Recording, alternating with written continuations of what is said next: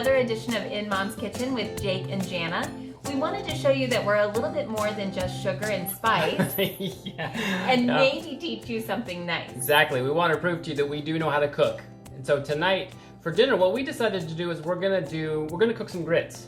But we're gonna cook them in an untraditional style. We're gonna cook them similar to risotto. We're gonna make them nice and creamy and give you a nice little al dente bite to them. So we're gonna really show you the best way to get your most out of the grits. And what Chef Jake means by risotto style when you cook grits is gradually adding the liquid so that those grits have a great depth of flavor. So stay tuned for the video tutorial so that you too can learn how to step up your kitchen game. Absolutely. And cook some amazing risotto style grits. And after, stay tuned, we're going to feature just some brief tutorial clips on how we went about cooking the sausage and peppers to maybe give you some ideas about technique for that. And if you want to substitute peppers for shrimp, it's a great version of shrimp and grits. This is a great budget-friendly, quick and easy meal. So let us know if you decide to do the tutorial. We would love to see your kitchen skills. So don't forget to tag us at Cook with Jake and Jana.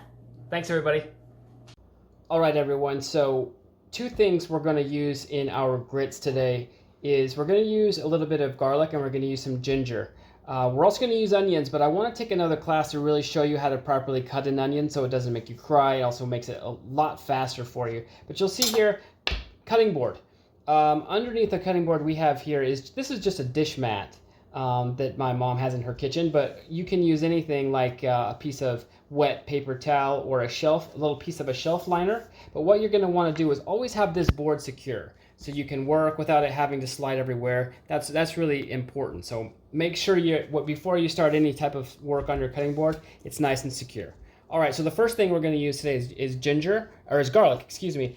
Garlic is really, really difficult to work with because it has all this thin film paperish stuff on top. We want to get rid of that, but we want to do it in an effective way. So one way I always show people to do, and everybody does it, is grab your knife like this, the blade side down, and just give it a little smash. What that does is that will loosen up that paper so you can, again, just peel this stuff off very... I love smashing garlic. It's such a great way to release any aggression.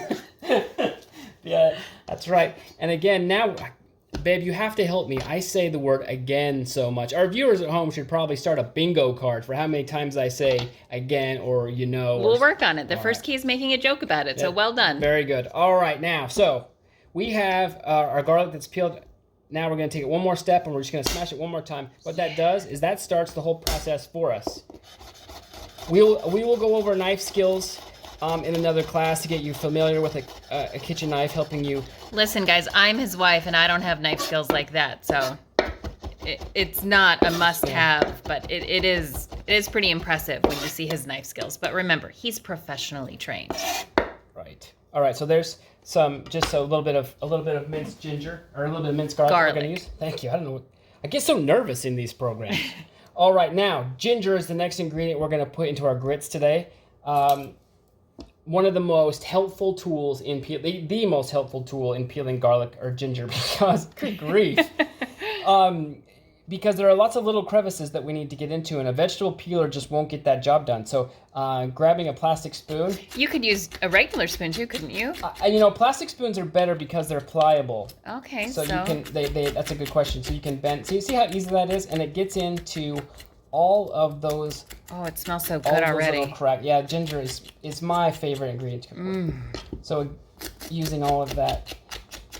So to trim the segment, we're just going to end it there, but you'll see that it's nice and cleaned. I'm just going to make some cuts and make it nice fine dice for the recipe for our grits. So just a quick tutorial on some cutting of some aromatics. All right, everyone, so here we are at the stovetop. We're cooking on medium-high heat. I have just a cassoulet dish. First thing is I'm going to start off with 4 tablespoons of butter. Now we are going to cook our grits risotto style. Now risotto is a warm, creamy rice where you slowly ladle in your flavorful liquid. Now grits are amazing, and so many people when they cook grits they only use water to cook grits. I remember an old recipe that I had. It was for shrimp and grits, and it was amazing to me that with all the flavor that we got from the shrimp and from the andouille sausage, that we didn't use a flavorful chicken broth. So today, we have all of our ingredients set up here. It's called mise en place. Mise en place is a French term that chefs like to use. It means basically everything in its place. So we have everything all set up. So again, we're going to start off with a little bit of butter. After that, we're going to add a half of a chopped onion. Oh, it smells good already. So again, I'm not going to say again throughout the rest of this cooking class. That is my personal goal. As one thing you're going to want to do, like we talked about previously, is you're going to want to use more of our senses than just sight.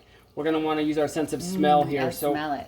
Right now, what we're going to do is this is called rendering. We are basically going to cook this out and let these onions sweat. And as soon as you can really smell them, as soon as they start to really become fragrant, that's when we're going to add the next step. Now, we always talk about layering our flavors, adding things slowly and surely, building up layers of flavor. Now, the aromatics that we're going to use for this recipe call for ginger and garlic with onions. Now, you'll notice that I didn't put the ginger or the garlic in with the onions. The reason for that is a couple of reasons. First, garlic burns very, very quickly, and it becomes very, very bitter. And so we're going to save that till the very, very end. And two, if I add ingredients one at a time and slowly bring them up to their best flavor, then you're going to be able to taste all those little bits of their individual flavors throughout the course of when you're eating. So that's what you taught me about layering flavors. Exactly. Depth of flavor. Yeah, and we're not just going to throw everything in all at one time. We're going to take our time, because what's our motto? If we can. If we can, we should. All right, next thing, ginger. Just a tablespoon of ginger, finely chopped. See those onions? They kind of got clear. Yeah, they did. You can smell the aromatic. Now, ginger is starting to become fragrant. Oh, it smells so good. Now, a lot of people kind of don't really understand why I would put ginger in this. Ginger adds a great complexity of flavor, especially when it's paired with onions and garlic. And we want complex, deep, rich flavors, especially for something as important as our grits. So you can smell the ginger. Now we're gonna add our garlic. We're just gonna toast that. Garlic becomes fragrant very, very quickly. So now, is that to be? Should we be scared of that brown on the bottom of the pan? No, actually, what is that? Okay, that's a great question. So this is what's called fond. Fond is the stuff that sticks to the bottom, and that is flavor country. That's awesome flavor. We're gonna actually use our liquid to get that up off the bottom, but that's a process called deglazing, where we actually use the flavorful liquid to get that stuff off. Okay, here's where my grits differ than a lot. We're gonna add our grits now, and we're gonna toast them just a little bit. Most people, when they cook grits, they honestly just submerge their grits right in liquid. We are gonna take the time. We're gonna toast it a little bit. You'll see I'm using a wooden spoon. Wooden spoons are actually best when cooking polenta. We might need a rubber spatula to get in some of these nooks and crannies, but I just want to get a light toast on the grain of this polenta. Now, polenta is just cornmeal. Sometimes it's a very tricky ingredient to find in the grocery store. It's found in the baking section with the flours, ironically enough. Also, sometimes it can be found in the ethnic food section. And I've seen it in the breakfast aisle where you might buy grits. Those are the white grits, right, which are made from hominy. Right. Okay, so this is where we're going to differ too. We're going to start cooking this risotto style. So I have some flavorful chicken stock that's been warmed up. So we are going to slowly cook these. We're going to make this extra flavorful by slowly incorporating our liquid, as opposed to just boiling it. So the ratios are very important in recipes. For every 1 cup of grits that you use, typically it's best it's 4 to 1. So 1 cup equals 4 cups of your flavorful liquid. Now tonight with our grits, what we're doing is we're serving this with some roasted chicken sausage and peppers, and so I'm using chicken stock. If you were making your shrimp and grits, that's when you can incorporate a nice seafood stock, add a little clam juice.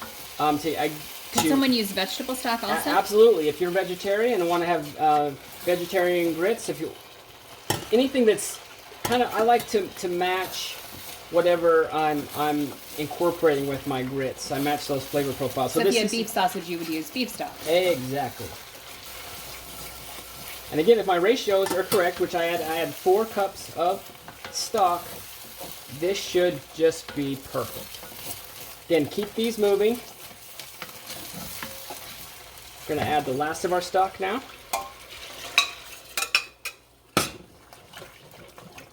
Now that's when I added see how I added the rest of that a little bit? I'm going to use that to get off some of that fond off the bottom, because that's beautiful. Some brown butter, a little bit of onion, some garlic remnants down the bottom.